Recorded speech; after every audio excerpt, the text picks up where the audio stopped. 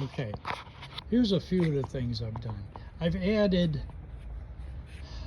some rod holders and that, and this has worked real well.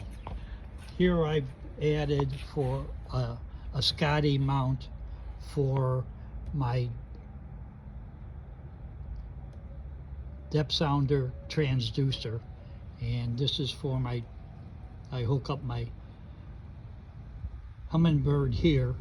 This is the power, and then after I put the transducer on here and I hook it up.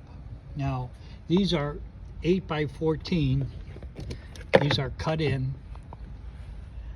the hull and then caulked and screwed to the hull, which happens to be thick enough to accept screws. Inside here is basically just a battery box cut in half so I can get it in there. Then it's glued and epoxied to the bottom of the hull, so it's not moving anywhere. On the other side over here, I did this with an 8x14. I did the same thing, but this is all insulated around here. So that's actually an ice box where I put my sandwiches and stuff when I'm out on the lake. It works real well. This is reflective, but it's got 2-inch insulation all the way around. And the same thing, it's also an old battery box that's been cut, installed, glued together, and epoxied to the bottom. Now, originally, these boats come with 2 openings here for little hatches. What came originally with the boat were 4-inch hatches, which I gotta say was pretty ridiculous. They're worthless. So I opened them up a little bit and put in 6-inch units, and then this works really well because now you can also see the bottom, and then if any water for whatever reason gets into this hull, you can get it out. On the other ones you can't. On the other manufacturer you can't do that, and that's a problem. That's all foamed. And then the same thing here. Now this is a larger bin that I put in, and again you can remove this and you can actually see the bottom and the inside of this. This is actually real thick. This is down here. This is actually a spray foam, a buoyant spray foam through the whole unit on pontoons on either side. This makes it real stiff and buoyant, and I've been on 1-foot waves in this thing, have no issues. Again, I added all of this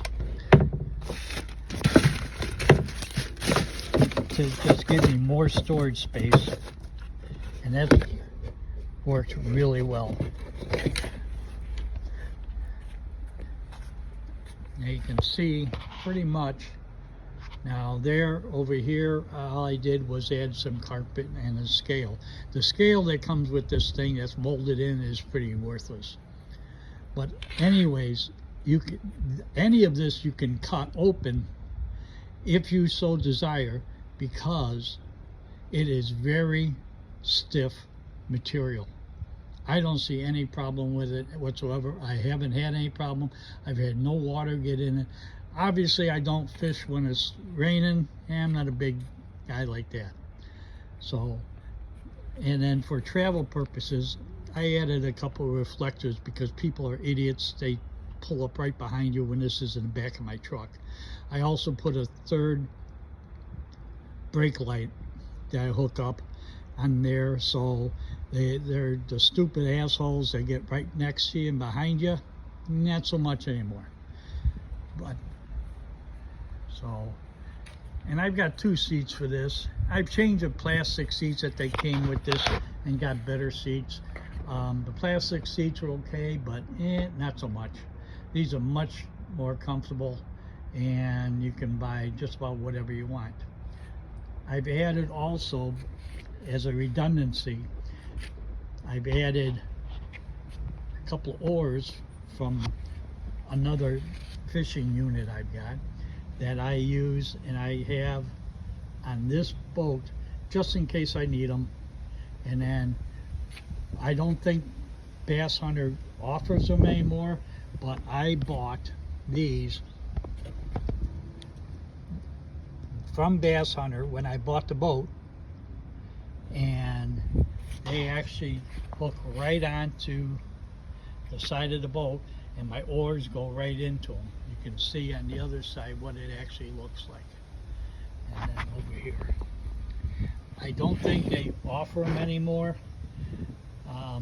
I don't know if they had somebody else made them, but they're very heavy duty aluminum and they work just fine.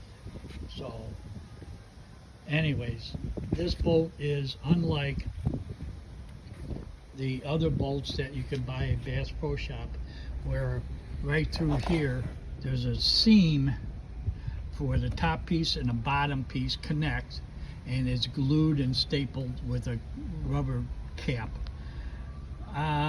Water gets into the bottom, you can't get it out. It's filled with styrofoam, so you just can't get out. This is designed differently. It's heavier. I gotta say, it's much heavier. It's 30 pounds heavier than the Sun Dolphin and the other manufacturers, but it's stiffer. It's very stable. You can stand on this thing if you have to and not have any issue. And the fact that because the way this is manufactured, they also have built-in wheels on the Baby Bass. Best thing ever came. Now, for maneuvering out of my garage, I made a little